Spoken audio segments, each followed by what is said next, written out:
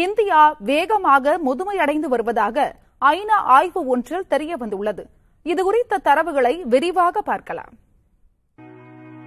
உலக அளவில் ஒரு இளம் நாடு என்று இந்தியா அழைக்கப்படுகிறது. 35 வயதுக்குட்பட்ட இளம் பருவத்தினர் மற்றும் இளைஞர்கள் 65 விழுக்காடு அளவுக்கு வசிப்பதே இதற்கு காரணம். இந்த இளம் படையுடன் இந்தியா தனது பொருளாதாரத்தை உயர்த்துவதில் பெரும் பாய்ச்சலை எடுத்து வருகிறது. விரைவில் உலகின் 3வது பொருளாதார நாடாக இந்தியா உருவெடுக்கும் என்றும் மத்திய அரசு நம்பிக்கை தெரிவித்து வருகிறது. ஆனால் இளம் இந்தியா அடுத்த 10 ஆண்டுகளில் வேகமாக வயதான சமூகமாக மாறும் என்று தெரிய வந்துள்ளது. சர்வதேச மக்கள் தொகை அறிவியல் நிறுவனத்துடன் இணைந்து ஐக்கிய நாடுகளின் மக்கள் தொகை நிதியம் தயாரித்த ஆய்வறிக்கை வெளியிடப்பட்டுள்ளது.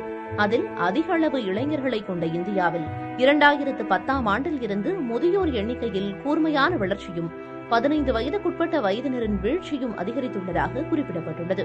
கடந்த ஆண்டு ஜூன் 1ஆம் தேதி நிலவரப்படி 60 வயது மற்றும் அதற்கு மேற்பட்டவர்களின் எண்ணிக்கை 14.9 கோடி. இது நாட்டின் மக்கள் தொகையில் 10.5 விழுக்காடாகும்.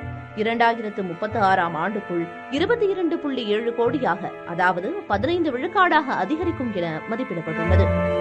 2021 மக்கள் தொகை மதிப்பீட்டின்படி நாட்டில் 100 பேரில் 39 வயதானவர்கள் உள்ளதாக ஆய்வறிக்கை கூறுகிறது. அதேபோல் 2021 வேலை செய்யும் 100 பேரில் 16 வயதானவர்கள் இருந்தனர்.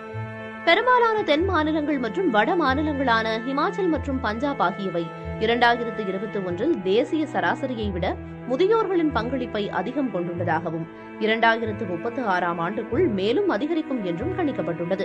அப்போது 60 வயதுக்கு மேற்பட்டவர்கள் அதிகம் வசிக்கும் மாநிலமாக கேரளா முதலிடம் பெறும். அங்கு 2021 16.7 விழுக்காடாக இருக்கும் எண்ணிக்கை 2036 22.7 விழுக்காடாக உயரும் என்று ஆய்வறிக்கை கூறுகிறது. இதேபோல் அதிக கருவுறுதல் விகிதங்கள் கொண்ட பீகார், உத்தரப்பிரதேசம் போன்ற மாநிலங்களிலும் 2021 மற்றும் 2036க்கு இடையில் முதியோர்களின் பங்கு அதிகரிக்கும்.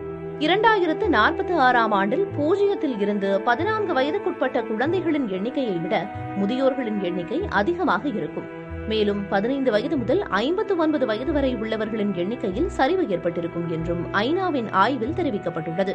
2022 முதல் 2050ஆம் ஆண்டுக்குள் இந்தியாவின் மக்கள் தொகை 18 விழுக்காடாகவும் முதியோர்களின் எண்ணிக்கை 134 விழுக்காடாகவும் 80 வயதுக்கு மேற்பட்டவர்களின் எண்ணிக்கை 279 விழுக்காடாகவும் அதிகரிக்கும் என்றும் ஐநா ஆய்வு தெரிவிக்கிறது.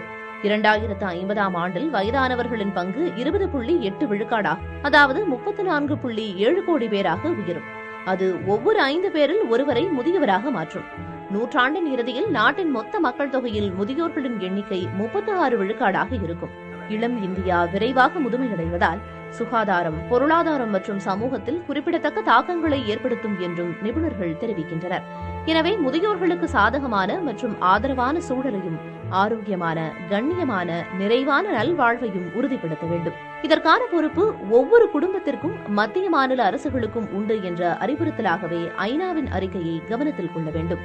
புதிய தலைமுறைக்காக செய்தியாளர் GS பாலமுருகன்.